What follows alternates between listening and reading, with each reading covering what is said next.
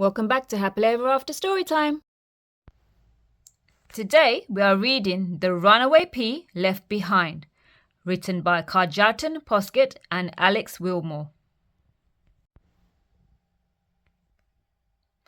We're on the way back from a big shopping trip, but the bags caught a nail and it started to rip.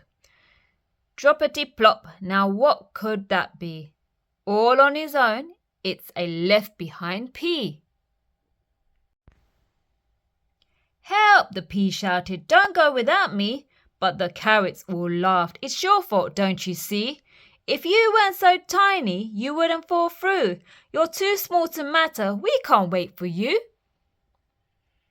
The left behind pea gave a sorrowful sigh and watched as the feet and the pushchairs went by.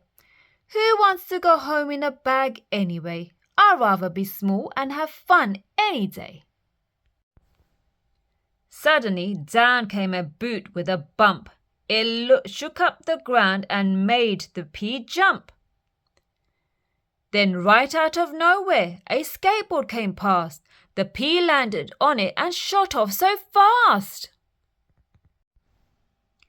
Whizzity whizzle and ziggity zag, it was far better fun being out of the bag. Clackety clack, down some steps the board skipped. But when it got down to the bottom, it flipped. The little pea pinged up surprisingly high just as the number 10 bus tootled by. The pea hit the screen with a bit of a splat, but though he was shaken, he didn't mind that. 'Cause broom went the engine, hooray, said the pea. I'm getting it right, everyone look at me. Riding the bus, he felt ever so proud, but as he toured round, the pea saw a dark cloud. It started to rain and the wipers came on. Then one mighty swish and the pea, he was gone. The pea hit a tree, he bounced this way and that, then fell in a nest where a nightingale sat. The curious bird stood and lifted a leg and found she had one extra little green egg. Hello, said the pea with a big cheeky grin. I saw you were home, so I thought I'd drop in. But the pea had got tangled in feathery fluff and up blew a breeze with a huff and a puff. The nightingale stepped back and waved a goodbye as the pea drifted upwards off into the sky. Higher and higher he started to soar, higher than any pea had been before. He cried out with joy, looking down at the view of houses and rooftops and chimney pots too. Oh, what a wonderful day for a pea when everything everywhere's smaller than me.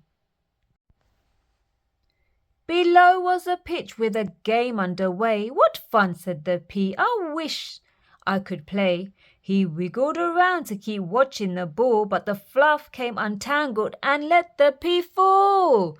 Ah! cried the pea as he felt himself dropping, with no way of steering and no way of stopping. He closed his eyes tight and just hoped for the best as he crashed through the tree past the nightingale's nest. Suddenly, splot! But where was he now? Stuck to a muddy old football. Oh, wow!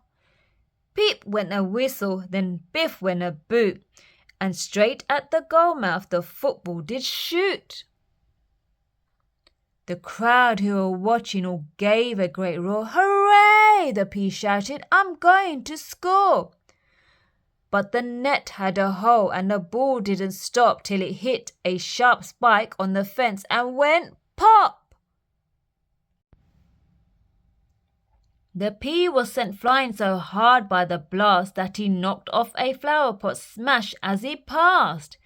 He flew in a door and went bing off a light and then bang on a pan, giving Boris a fright.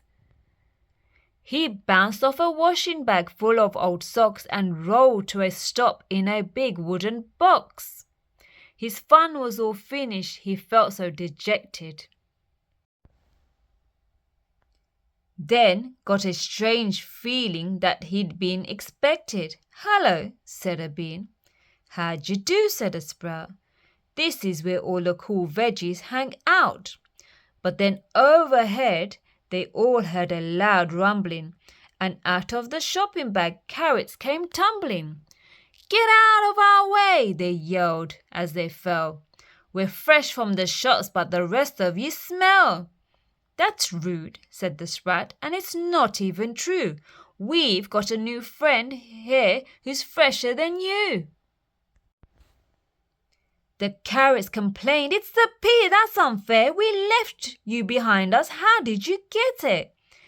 As everyone waited, the pea glowed with pride. "I just found a quicker way home," he replied. "I skated, then rode on a bus, then I flew, then I scored a quick goal and got here before you." "Nonsense," the carrots all crackled with scorn, but the pea shook his head and he did a big yawn. "Don't be jealous of one little pea. I'm too small to matter, is what you told me. But small as I am, I do like to have fun, and it's been a long day, so good night, everyone." The end. No peas were harmed in the making of this book. The end. Thank you for listening. Please like, subscribe, and share.